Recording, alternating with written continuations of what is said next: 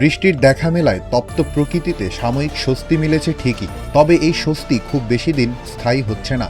আবহাওয়া অফিস জানাচ্ছে, আগামী কয়েকদিনে সারা দেশে গরমের অনুভূতি আরও বাড়বে, আর বাতাসে জলীয় বাষ্পের আধিক্য বেশি থাকায় সঙ্গী হবে অস্বস্তিকর ভ্যাপসা গরম। এই তথ্য নিশ্চিত করেছে আবহাওয়াবিদ AKM নাজমুল হক। তিনি জানান, সোমবার পর্যন্ত আবহাওয়া পরিস্থিতি বর্তমানের মতোই থাকবে, তবে এরপর থেকে দেশের তাপপ্রবাহের এলাকা আরও বিস্তৃতি লাভ করতে পারে। আগামী 2 দিন থেকে 3 দিনের আবহাওয়া কেমন থাকবে তা নিয়ে এই আবহাওয়াবিদ জানান, দেশের সব জায়গায় কিন্তু একরকম গরম আবহাওয়া থাকবে না। রংপুর, ময়মনসিংহ ও সিলেট বিভাগে আগামী 2-3 দিন বৃষ্টিপাত অব্যাহত থাকলেও অন্যান্য বিভাগে বৃষ্টির প্রবণতা অনেকটাই কমে আসবে। এদিকে আজ রোববার সকাল পর্যন্ত গত 6 ঘন্টায় রাজধানী ঢাকায় 59 মিলিমিটার বৃষ্টিপাত রেকর্ড করা হয়েছে।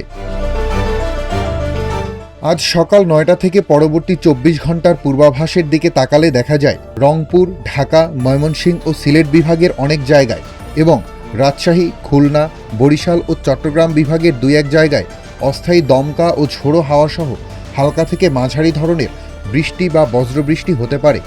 সেই সঙ্গে রংপুর, ঢাকা, ময়মনসিংহ ও সিলেট বিভাগের কোথাও কোথাও মাঝারি ধরনের ভারী থেকে ভারী বর্ষণের সম্ভাবনাও রয়েছে। পূর্বাভাসে আরও বলা হয়েছে, এই সময় সারা দেশে দিনের তাপমাত্রা সামান্য বাড়তে পারে এবং রাতের তাপমাত্রা প্রায় অপরিবর্তিত থাকবে। বর্তমানে মাদারীপুর, লক্ষ্মীপুর, রাজশাহী ও পাবনা জেলাসহ পুরো খুলনা বিভাগের ওপর দিয়ে মৃদু তাপপ্রবাহ বয়ে যাচ্ছে এবং এই গরমের দাপট এখনই কমছে না, বরং তা অব্যাহত থাকতে পারে।